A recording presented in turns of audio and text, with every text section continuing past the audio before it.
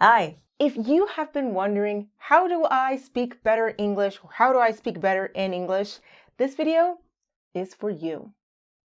Hi, my name is Ashley Roan, and I'm from Paradigm English and the Living in English 365 podcast. This particular video actually goes with my number one most listened to podcast episode, which was episode 1. I'll post a link for you to check it out below, but it is titled, How Do I Speak Better English? How do I speak better English? And that, friends, today is what we're going to do. Now, let me see here. I think I have 7. I don't know why I'm holding 2. I have 7 English speaking tips for you. Now, this is probably not for advanced speakers, but 7 English tips to speak better English for maybe beginners or some intermediates. It depends on you. Now, before we get started, go ahead and hit like and subscribe. It really helps my channel and lets me know that I'm giving you information that you like. Okay, so the first tip is kind of like not the most important, but definitely the most important tip if you really want to speak better English. So I want to say, cut the perfectionism, y'all. Some of you all are really just focused too much on being perfect. So are you sure you actually need better speaking? Or is it just that you're a perfectionist? Once you stop with the perfectionism and you realize okay, it's okay if I sound the way that I sound. I am expressing my point to the people and the people understand me, then it's okay. But first, you need to cut the perfectionism. The real number 1 is start with a goal. Y'all, start with a goal. That is the real first point here.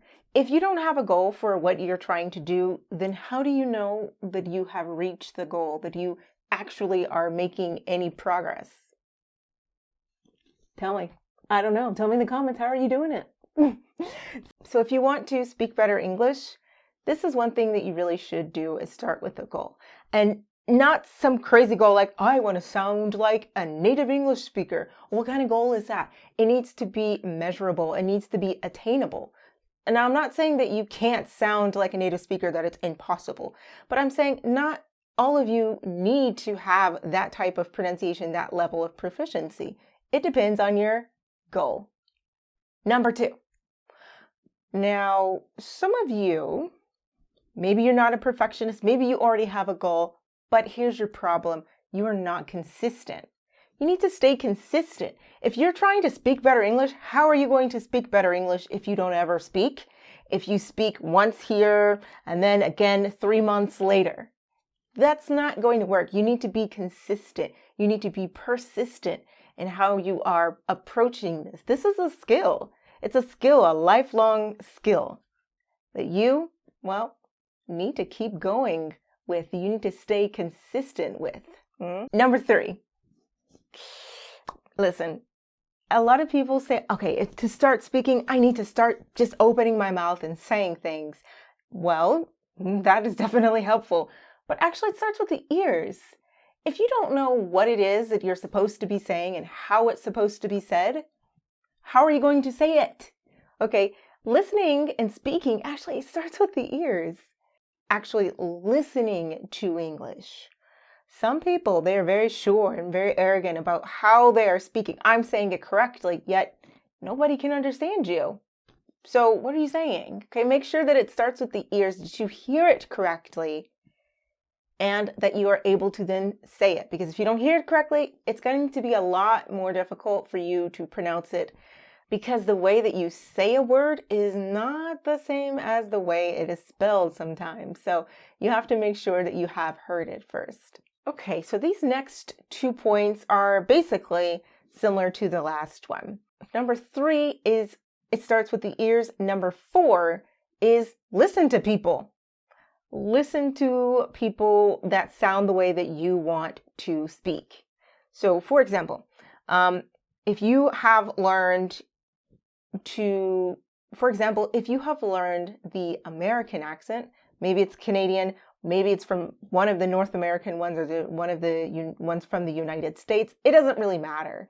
Just choose one and listen to the way that they say their words, that they pronounce their words. Okay? That's one tip. Some people will ask, well, does it matter if I learn British English, or does it matter if I learn American English? Which one is better? Choose one.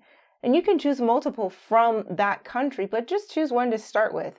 We all speak the same language. We can understand each other more or less. Here's another thing to keep in mind. So this is going to be number 5. You can immerse yourself.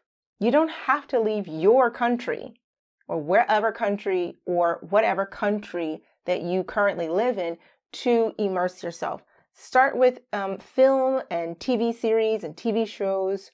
I can't really give you any recommendations because people are different. We have different interests. But I'll tell you what some of my students and some of my friends who are not native speakers of English, who maybe are advanced speakers of English, these are some English speaking tips or these are some TV series or TV shows that they have said to me. There's always Friends. I don't like Friends, but people like Friends. People have told me Breaking Bad. I know that Deadwood and The Sopranos, whichever. You can listen to whatever you want, and don't forget about music. I know at least 2 people who have learned English from songs. Yes, songs. One of them learned it from rap songs, and so that's been pretty interesting. If you have learned English from a rap song, can you tell me below what were your favorite artists, your favorite rappers? I'm so curious about this. If you are enjoying this video, make sure that you have hit subscribe and like. Again, it definitely helps me know that I'm giving you what you really want to learn. Also, I want to tell you a little bit about Fluency Academy at the end of this video. So if you're looking to be fluent in English, you better wait to the end of this video. All right, the next one, number 6. This is something that I know you probably are already doing, but let's make sure, okay? Don't forget about your slang, your idioms, and your collocations and expressions. I know you can spend so much time actually learning that, and you can spend the rest of your life learning it. There are so many, and of course, it depends which type of English you learned. Where some of these might make sense and they might be a little bit different, but it doesn't matter. Choose one. If you want to speak better English, that's probably a really good tip. I know that there are some teachers who don't like to teach you slang or collocations or phrases, whatever. Listen, this is how we actually speak. So if you don't understand what we're saying, it might be because you didn't learn how we speak. You didn't learn real English, all right? That's probably one of the biggest tips I could give you today. Learn how we actually speak. Listen, here's the last one that I can give you today. This is number 7. How to speak better English? I did tell you to choose an accent, but here's the more important part. Choose the right accent. Choose the right one. And I'm not talking about American English or British English or Canadian English. I'm actually not talking about that. I'm talking about choosing an English that we speak. No native speaker of English speaks standard English.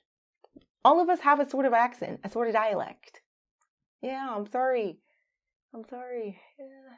So choose a dialect that we speak, which is usually not a standard one.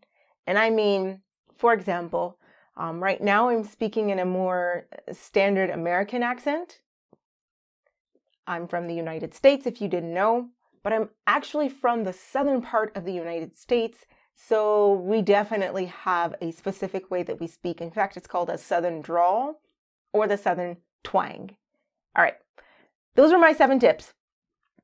Plus a bonus one. Cut the perfectionism. Make a goal. Stay consistent. It starts at the ears.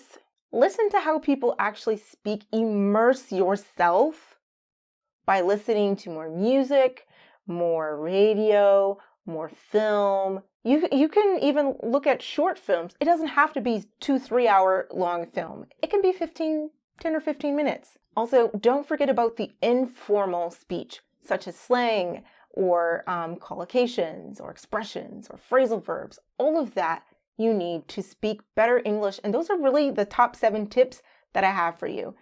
And probably the most important one, the very last one, choose an accent that native speakers and advanced speakers actually use, which is usually not the standard English accent. All right, so if you made it all the way to the end, thank you so much, but I have a question. How long do you plan to be fluent in English? Probably forever, right? My Fluency Academy helps you get there. So if you are an intermediate student who really wants to be pushed over the edge and need that extra help to become fluent in English, check out my link below for Fluency Academy. I'm Ashley Rowan from Paradigm English. I'll see you next time. Bye.